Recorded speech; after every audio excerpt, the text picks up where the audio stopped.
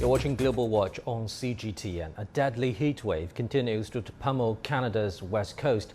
The city of Lytton in British Columbia has broken the country's all-time hottest temperature 3 times, reaching a record 49.6 degrees Celsius on Tuesday. Local people are struggling to cope with the skyrocketing temperatures. Masterton reports from Vancouver.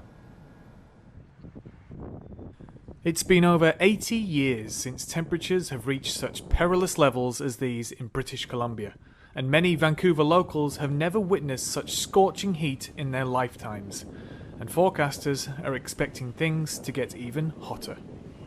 In over 35 years of doing weather professionally, I have never seen anything close to what we just went through with this heat wave.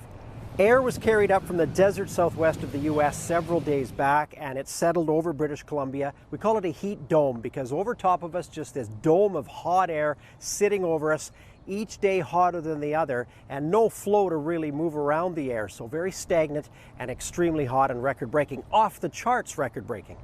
During this heat wave, one weather station in the BC interior got close to 50 degrees Celsius. That's the highest temperature ever recorded north of 45 north latitude anywhere in the world. Less than 40% of homes in Vancouver have air conditioning installed, leaving locals searching for ways to escape the heat.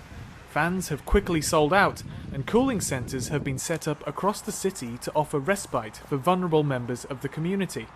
The heat has also forced schools to close, as well as local businesses, such as Beatbox Restaurant.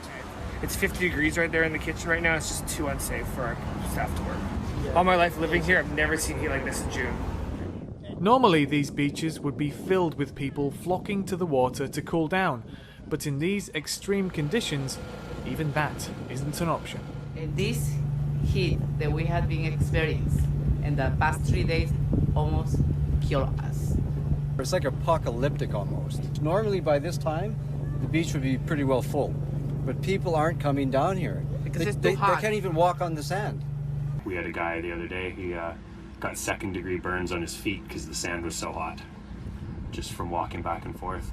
With school closures and business closures, as well as record highs in sudden deaths from heat-related illnesses, there's no doubt this latest heat wave caught Vancouver off guard.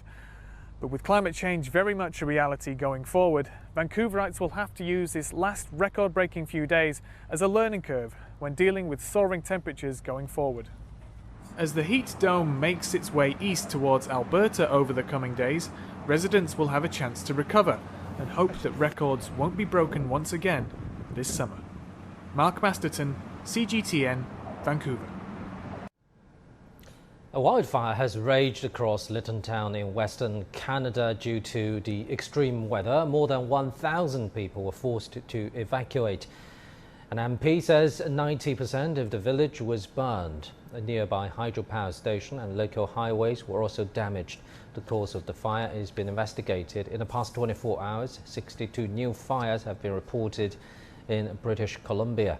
Authorities have issued evacuation orders affecting around 700 people. Now, for more on that extreme weather in North America, let's cross live to Pan Ika at National Meteorological Administration. So, hello, Ika. Bring this heat wave into context for us first.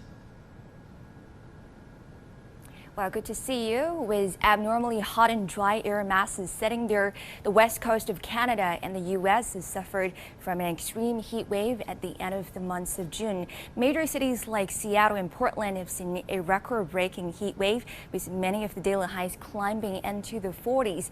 It's been surprisingly hot for this small town in British Columbia. In Canada, day high even got close to 50-degree mark last Sunday. Certainly an all-time record out there, and actually the highest record for the entire nation of Canada has been constantly shattered. And a closer look at the city of Seattle, well, the average high during this time of year is only 21 degrees, but for the past Friday and Saturday we've seen temperatures in the 40s. Certainly a grueling heat wave because many homes in Seattle don't have air conditioning. Well, back to you.